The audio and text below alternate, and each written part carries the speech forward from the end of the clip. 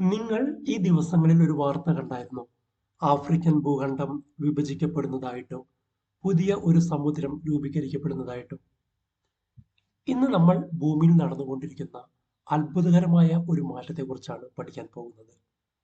നമ്മുടെ ഭൂമി ശാന്തമായി കാണപ്പെടുന്നുണ്ടെങ്കിലും അതിൻ്റെ ഉള്ളിൽ വലിയ മാറ്റങ്ങൾ നടന്നുകൊണ്ടിരിക്കുകയാണ്.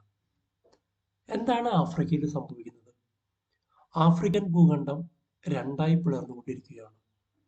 ഈ പ്രക്രിയയിലൂടെ ഭാവിയിൽ അവിടെ ഒരു പുതിയ സമുദ്രം രൂപപ്പെടുമെന്നാണ് ശാസ്ത്രജ്ഞന്മാർ കണ്ടെത്തിയിരിക്കുന്നത്. എന്താണ് ഈ വേർപിരിയലിനുള്ള കാരണം? ഭൂമിയുടെ ഉപരിതലത്തിൽ ഉള്ള പാളികളുണ്ട്, അതായത് ഭൂമിയുടെ ഏറ്റവും മുകളിലുള്ള പാളികൾ. ഇതിനെ ടെക്ടോണിക് പ്ലേറ്റുകൾ എന്നാണ് പറയുക. അവ പരസ്പരം അകന്നു മാറുന്നതാണ് ഇതിന് കാരണം. ആഫ്രിക്കൻ പ്ലേറ്റ് ഇപ്പോൾ നൂബിയൻ പ്ലേറ്റ്, സൊമാലി പ്ലേറ്റ് എന്നിങ്ങനെ രണ്ടായി പിളർന്നുകൊണ്ടിരിക്കുകയാണ്. സാധാരണഗതിയിൽ ഉപരിതലത്തിലുള്ള പാളികൾക്ക് അതിനെ ക്രസ്റ്റ് എന്നാണ് ഇംഗ്ലീഷിൽ പറയുക. ഇതിന് 35 കിലോമീറ്ററോളം കനം ഉണ്ടാകേണ്ടതാണ്. ഈ പ്രദേശത്ത് ഇത് വെറും 13 കിലോമീറ്റർ മാത്രമാണ് എന്നാണ് ശാസ്ത്രജ്ഞന്മാർ കണ്ടെത്തിയിട്ടുള്ളത്. ഇതിന്റെ കനം 15 കിലോമീറ്ററിൽ താഴെയാകുന്ന ഈ ഘട്ടത്തെ നെക്കിംഗ് എന്നാണ് പറയുക.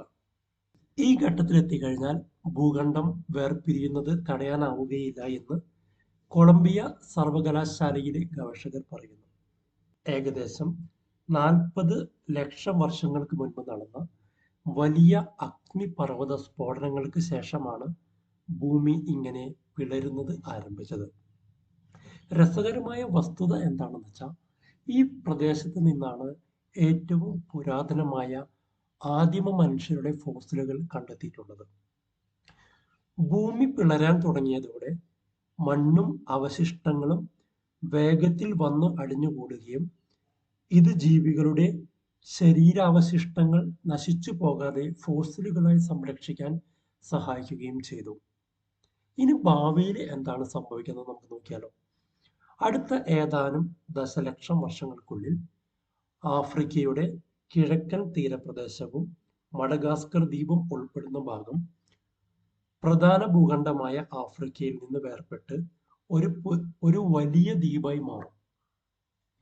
ഇതിനിടയിലുള്ള താഴ്ന്ന പ്രദേശത്തേക്ക് ഇന്ത്യൻ മഹാസമുദ്രത്തിലെ വെള്ളം ഇരച്ചു കയറുകയും അവിടെ ഒരു സമുദ്രം രൂപപ്പെടുകയും ചെയ്യും എന്നാണ് വാർത്തയിലുള്ളത്. ഭൂമി അതിന്റെ രൂപം മാറിക്കൊണ്ടിരിക്കുന്ന ഒരു സജീവ ഗ്രഹമാണെന്നതിന്റെ ഏറ്റവും വലിയ തെളിവാണ് ഈ പ്രതിഭാസം. നേച്ചർ കമ്മ്യൂണിക്കേഷൻസ് എന്ന ശാസ്ത്ര ജേണലിലാണ് ഈ പഠനം പ്രസിദ്ധീകരിച്ചിരിക്കുന്നത്. നിങ്ങൾക്ക് ഈ വീഡിയോ ഇഷ്ടമായെങ്കിൽ സബ്സ്ക്രൈബ് ചെയ്യാനും ഷെയർ ചെയ്യാനും ലൈക്ക് ചെയ്യാനും മറക്കരുത്. നിങ്ങളുടെ കമൻറ്റ് എന്ത് തന്നെയായാലും അത് താഴെ കൊടുക്കണമെന്ന് അഭ്യർത്ഥിക്കുന്നു. ഇതുപോലെ നല്ല വീഡിയോകളുമായി ഞാൻ വീണ്ടും വരുന്നതാണ്. എല്ലാവർക്കും നമസ്കാരം.